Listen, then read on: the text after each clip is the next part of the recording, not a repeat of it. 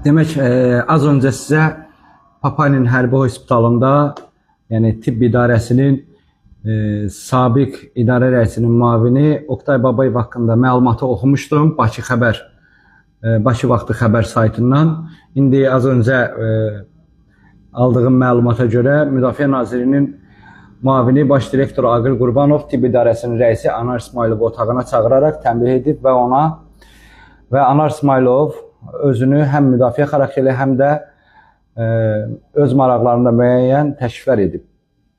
Sonra Anar İsmayılov tibb idarəsinə qayıtdıqdan sonra öz ətrafı ilə iclas keçirib və iclasda Vəkil Rəcəbov, qeyd edim ki, Vəkil Rəcəbov ehtiyatda olan baş gizirdir və tibb idarəsinin kadrlar rəisidir və daha bir aldığım məlumata görə Vəkil Rəcəbov tibb idarəsində istədiyi ştatı açıb, istədiyi ştatı bağlaya bilir.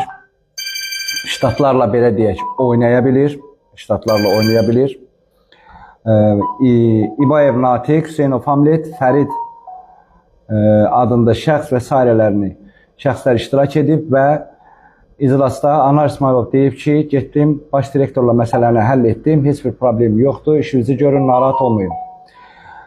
Dünənki çıxışımdan sonra, yəni bundan öncə də bir çıxış eləmişdim, amma təəssüflər olsun ki, o çıxışımı spam edərək sildirdilər.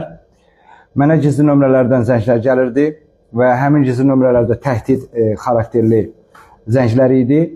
Lakin bildirmək istəyirəm ki, mən bu cür təhdidlərə gedəcək adam deyiləm, bu cür təhdidlərlə qorxulacaq adam deyiləm.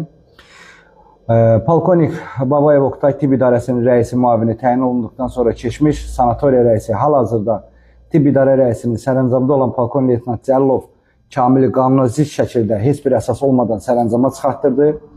Polkovnik leytenant Cəllov Kamil 50 yaşında olmasına baxmayaraq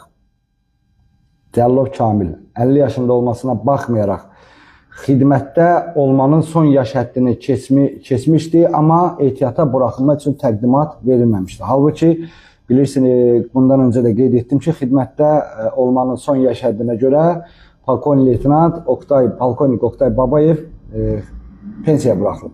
Onu da bildirim ki, Anar İsmayılov ehtiyatdan qayıtdıqda, bilirsiniz ki, tibb idarəsinin rəisi kimi gəlib və ehtiyatdan gəldikdə mayor rütbəsində olmasına baxmayaraq gələn kimi polkovnik leytenant, 6 ay sonra isə polkovnik. Və onu da bilirsiniz ki, yəqin